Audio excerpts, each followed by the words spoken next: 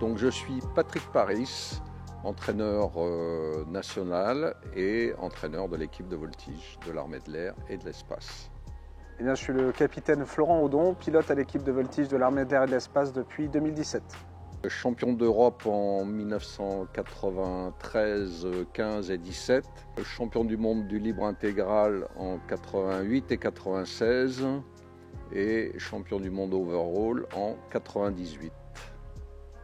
Eh bien, champion du monde en 2022 et 2024 et champion d'Europe en 2023.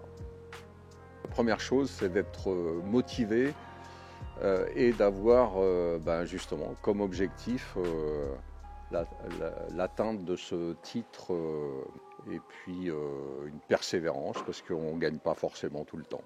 C'est beaucoup de travail pour arriver à ce résultat. C'est également un pilote qui va être très passionné par ce qu'il fait et puis aussi un pilote qui va pouvoir bénéficier à un moment donné d'un petit peu de chance pour voler un petit peu mieux que les autres qui sont aussi bien entraînés que lui, mais qui aura ce petit plus qui arrivera à faire la différence.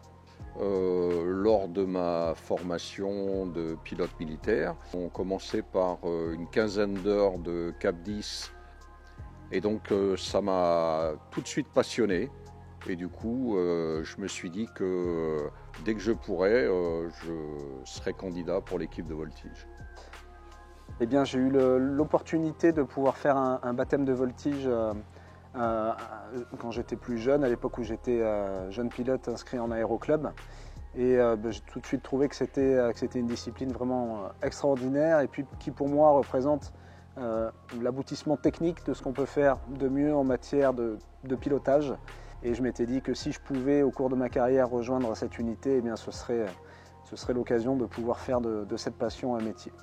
Je me suis vite rendu compte que je n'avais pas une condition physique suffisante pour permettre de supporter des entraînements répétitifs tout au long de la saison. Et puis d'autre part, c'est en faisant de la préparation mentale que ça m'a permis d'atteindre mes objectifs, quoi. La chose sur laquelle on a le plus de mal à s'entraîner, eh bien, c'est voler par condition de compétition, c'est-à-dire avec du stress. Donc il faut apprendre à composer avec ce stress, apprendre à le maîtriser. Et c'est le travail que l'on réalise ici avec Jean-Charles qui nous suit en qualité d'hypnothérapeute. Tant que j'étais au sein de l'équipe de voltige, j'ai progressé. Et puis quand j'ai quitté l'armée de l'air, j'ai eu la chance de trouver un sponsor qui à l'époque était Breitling.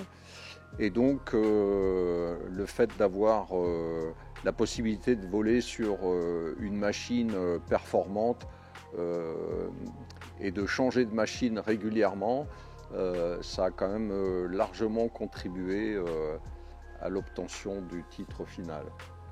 Des moments clés, il y en a eu beaucoup.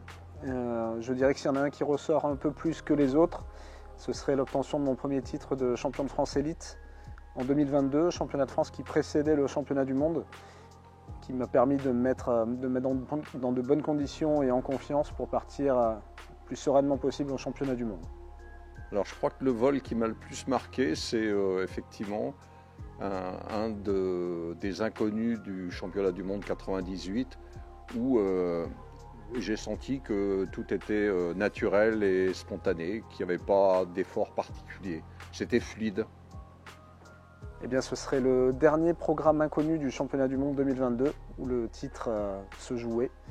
Où à l'issue du vol, avant même de me poser, j'ai senti que c'était fait, que c'était gagné. Et donc ça reste un très bon souvenir. La grosse différence, c'est les perfos des avions et la, je dirais, relative brutalité de l'extra par rapport au cap. Eh bien, moi, j'ai attaqué la voltige de haut niveau en 2019 avec mon premier championnat du monde de voltige. Donc, depuis, il n'y a pas eu énormément de changements. Les machines sont toujours les mêmes, les programmes sont à peu près les mêmes. Donc, il n'y a pas eu beaucoup d'évolution. Alors, dans mon cas, la préparation mentale m'a vraiment aidé parce que pendant plusieurs années, j'étais soit sur le podium, soit juste au pied du podium, mais pas sur la plus haute marche. Et c'est quand je me suis vraiment investi en prépa mentale que j'ai pu gagner en 98. Eh bien, elle est absolument nécessaire puisque c'est peut-être ce qui permet à la fin de faire la petite différence avec les autres meilleurs pilotes qui participent au championnat du monde.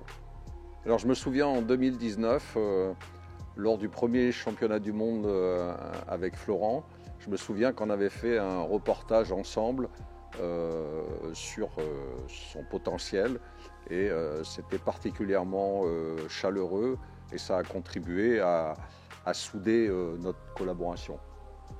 Eh bien, une anecdote qui m'a marqué, eh bien, ça devait être en 2019 aussi. Et puis je discutais avec Patrick et Patrick m'a dit non mais de toute façon t'inquiète pas, tu seras champion du monde et pas qu'une fois. Et c'est un truc qui m'est resté et qui me fait encore plaisir aujourd'hui puisque déjà à ce moment-là Patrick m'accordait toute sa confiance. Ben, je pense qu'il n'y a pas beaucoup de similitudes parce que Florent a gagné très rapidement et dans mon cas j'ai mis une quinzaine d'années au plus haut niveau avant d'être champion du monde. Mais bon, voilà, ça veut dire qu'il faut du temps au temps et puis on n'a pas la même évolution, la même progression, mais c'est OK.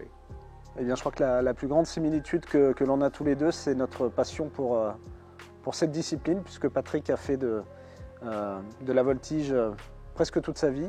Et moi, je pense que la voltige restera dans la mienne pour encore un certain nombre d'années. Donc je pense que c'est vraiment cette passion pour la voltige aérienne qui est notre plus gros point commun.